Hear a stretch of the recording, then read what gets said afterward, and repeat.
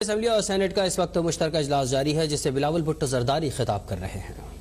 تو پھر اس جرم میں، اس جھوٹ میں آپ کا عہدہ کو، آپ کا دفتر کو اس طریقے سے استعمال نہیں ہونا چاہیے۔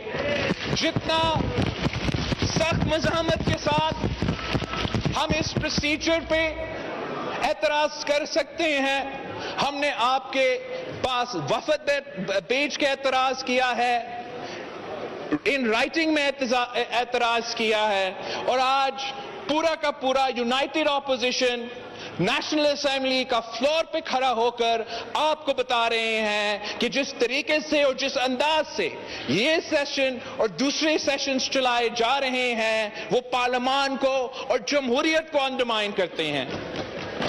میں جوائنٹ سیشن کا طریقہ کار کے بعد آپ کی جو مین آئٹمز ہیں اس ایجنڈا پہ، جو ہمارے اعتراضات ہیں، وہ ہم ضرور ریکارڈ پہ لانا چاہیں گے، آپ کے سامنے پیش کرنا چاہیں گے۔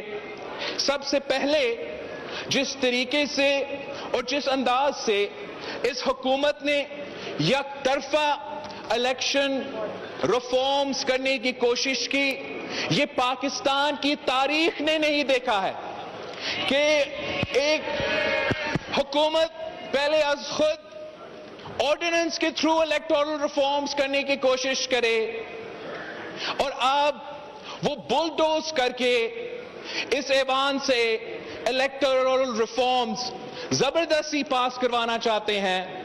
جیسے قائد حزب اختلاف نے کہا، ہم نے میاں صاحب کے دور میں دیکھا، جب میاں صاحب کو 2/3 میجورٹی دی گئی، اگر اس وقت کا حکومت یہ یک طرفہ فیصلہ کرتا کہ انہوں نے اپنا اکثریت استعمال کر کے زبردستی قانون سازی کرنا ہے، زبردستی الیکٹورل ریفارمز لے کر آنا ہے، تو پاکستان پیپلز پارٹی اور پی ٹی آئی کچھ نہیں کر سکتے تھے۔ اگر وہ یہ فیصلہ کرتے کہ آئین میں ترمیم لے کر آنا ہے اور ممبران پارلیمان وائس ووٹ سے منتخب ہو جائیں گے تو ہمیں ان کا فیصلہ ماننا پڑتا، مگر انہوں نے بڑا دانش مندی سے ایک پورا کنسنسس، اس وقت جب آپ کا جماعت اتنا سخت سٹینڈ لے رہا تھا، ہم نے پھر بھی اس ماحول میں سب مل بیٹھ کے ایک ایسا قانون سازی کیا جس میں نون لیگ بھی متفق، جس میں پیپلز پارٹی بھی متفق، جس میں جے یو آئی اور باقی جماعتوں بھی متفق، اور سب سے بھر کر پی ٹی آئی اور پی ٹی آئی کے کارکن اور آج کے جو وزیر ہے وہ بھی متفق تھے۔ آپ اس قسم کا قدم آج بھی اٹھاتے، آپ کے اتحادی ایک پل کا کردار اپوزیشن اور حکومت کے درمیان اپنا لیتے، تو آج ہم آپ کے سامنے بیٹھ کے جو پورشنز الیکٹورل ریفارمز کے جس پہ نون لیگ متفق ہے، جس پہ ہم متفق ہے، ہم آپ کے ساتھ قانون سازی کر رہے ہوتے، اور اگر ہم سب مل کے قانون سازی کرتے تو اگلا الیکشنز متنازع نہیں ہوتے، اگلا الیکشنز ٹرانسپیرنٹ ہوتے، یہ خان صاحب کا کامیابی ہوتا۔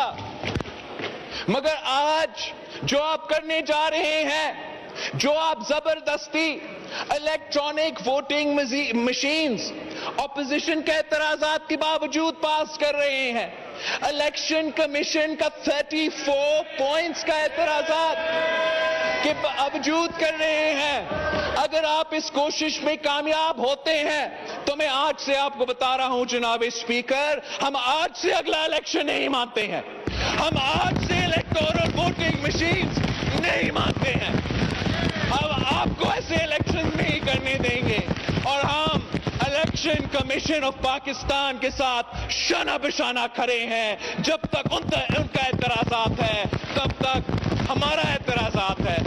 آپ سے ایک معصومانہ سوال ہے جناب اسپیکر کہ الیکٹرانک ووٹنگ کا حق پارلیمان میں ہے، نیشنل اسمبلی میں ہے، آپ کے سامنے اس دیوار پہ الیکٹرانک ووٹنگ کا سلسلہ موجود ہے مگر کام نہیں کرتا۔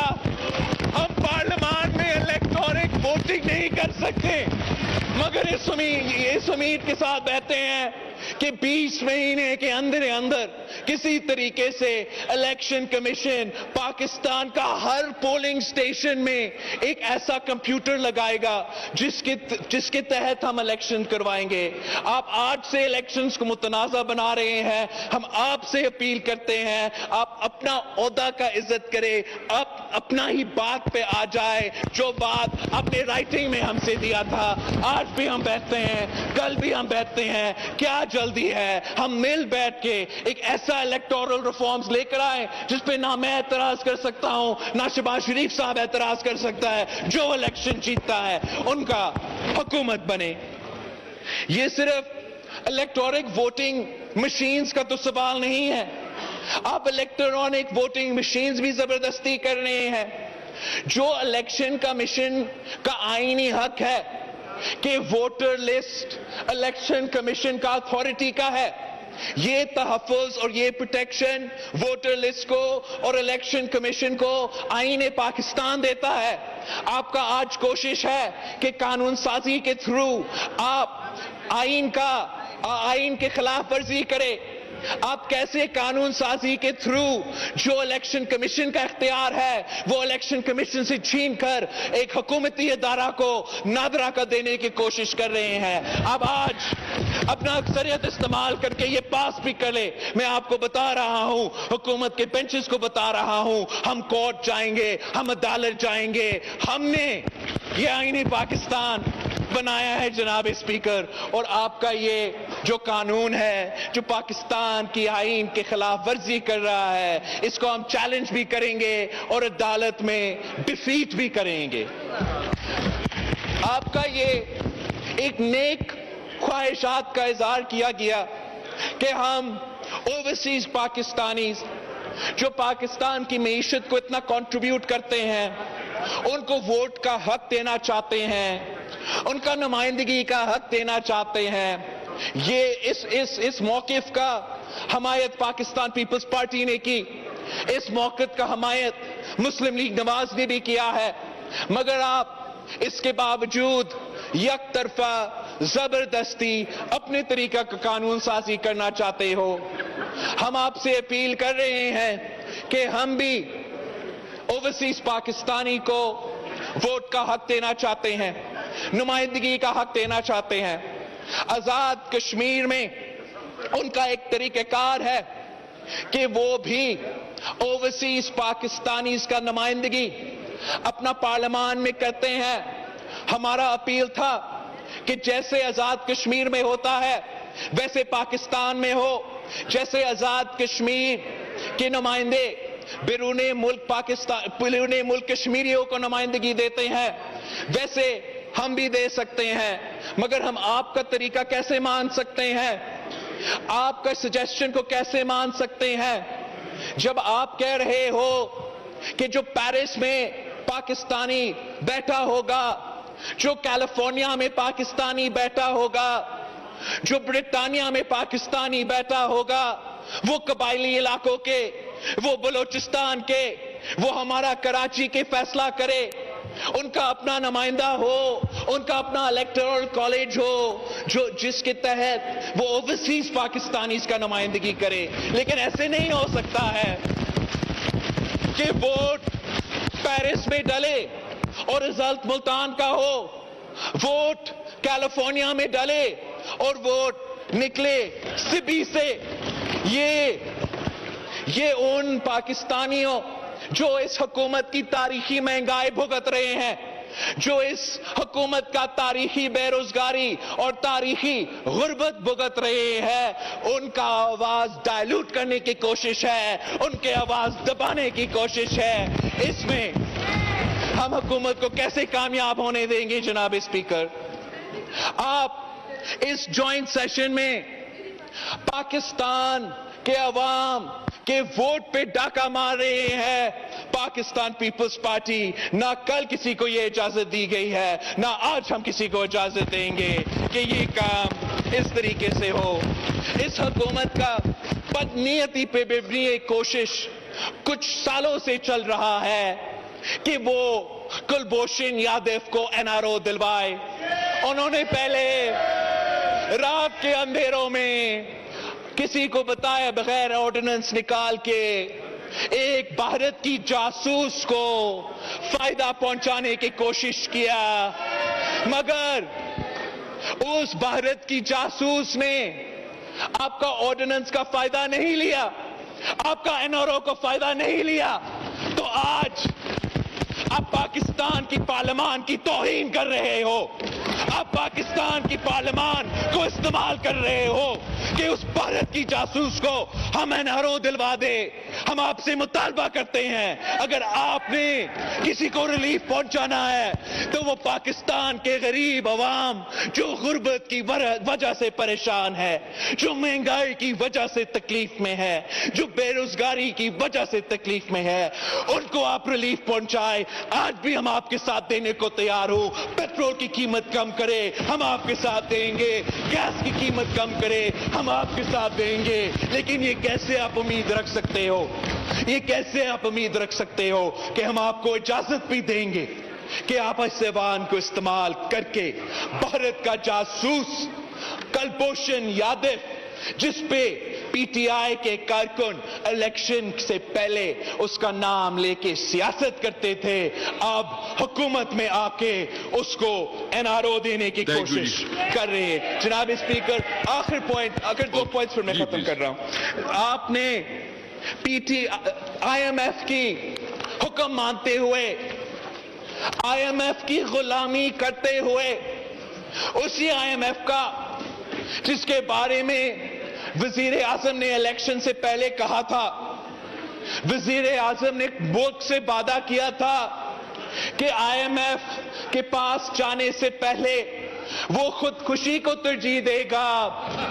अब 3 साल हो चुके हैं, इस पीटीआईएमएफ डील का बोझ आम आदमी उठा रहा है, अपने खाने पीने के अशिया की बिल की सूरत में, अपने दवाइयों की कीमत में बिल की सूरत में।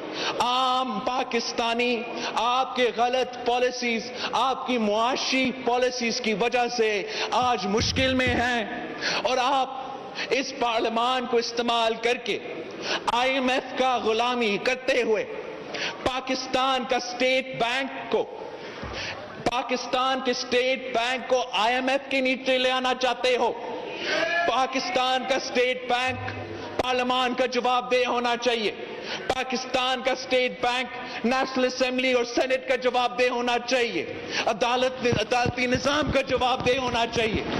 आप ये कानून साजी करने की कोशिश कर रहे हो कि पाकिस्तान का स्टेट बैंक आईएमएफ को जवाबदेह होगा, मगर पार्लियामान से बालतर होगा, सेनेट से बालतर होगा, नेशनल असेंबली से सुप्रीम होगा। अदालत भी उनके खिलाफ कोई फैसला नहीं दे सकता। तो हम ये कैसे मान सकते हैं, हम ये कैसे मान सकते हैं? हम कहते हैं कि पार्लियामान सुप्रीम इंस्टीट्यूशन है, कोई इदारा ऐसा नहीं है जो पार्लियामान से बालतर है। आप आईएमएफ के कहने पे पार्लियामान के हाथ नहीं बांध सकते हो। ये भी आपका कोशिश नाकाम रहेगा। हम आपका इस कोशिश को भी इंशाअल्लाह ताला अदालत के सामने चैलेंज करेंगे जनाब स्पीकर। और जो मेरा आखिरी पॉइंट है वो बड़ा इंपॉर्टेंट पॉइंट है, वो कॉन्स्टिट्यूशन और प्रोविंशियल ऑटोनॉमी के बारे में है, जो आपने बड़े मेहरबानी से हमारा जॉइंट सेशन का एजेंडा का आखिरी आइटम पे, आइटम नंबर 60 पे सेंसस के बारे में पॉइंट उठाए है। इसके बारे में मुझे I want to bring on to the record of the house कि किस तरीके से इस कानूनी प्रोसेस का भी नॉर्म्स और रूल्स फॉलो नहीं किया गया। I would like to remind the house कि इलेक्शन से पहले जो मुतनाज़ा सेंसस करवाया गया था, पाकिस्तान पीपल्स पार्टी ने मुल्क भर में एतराज किया, एहतजाज किया कि ये सेंसस ट्रांसपेरेंट नहीं था, ये सेंसस दुरुस्त नहीं है। हमें कहा गया कि अगर सेंसस को इंटरम अप्रूवल नहीं दिया जाता तो इलेक्शंस डिले होंगे, शायद इलेक्शंस होंगे ही नहीं। तो इस शर्त पे ہم نے انٹرم اس سینسس کو اس الیکشن کی حد تک مانا تھا، مگر ساتھ ساتھ یہ مطالبہ ڈالا تھا کہ ایک اسپیسیفک پورشن کا ری چیک کیا جائے گا، اور اس ری چیک کے فگرز اگر سینسس سے میچ نہیں کرتے تو ہم سینسس سے ایک بار پھر کروائیں گے۔ کچھ مہینے پہلے in the council of common interest, جہاں سارے صوبے کی نمائندگی ہے، اور سینسس کا بات ایک بار پھر اٹھایا گیا، تو صوبہ سندھ نے نہ صرف صوبہ سندھ کا نمائندگی کرتے ہوئے مگر سابق قبائلی علاقے کے اعتراضات بھی موجود ہے، بلوچستان کے اعتراضات بھی موجود ہے۔ ہم نے اس فورم پہ بھی اپنا اعتراضات ریکارڈ کیے، مگر پاکستان کی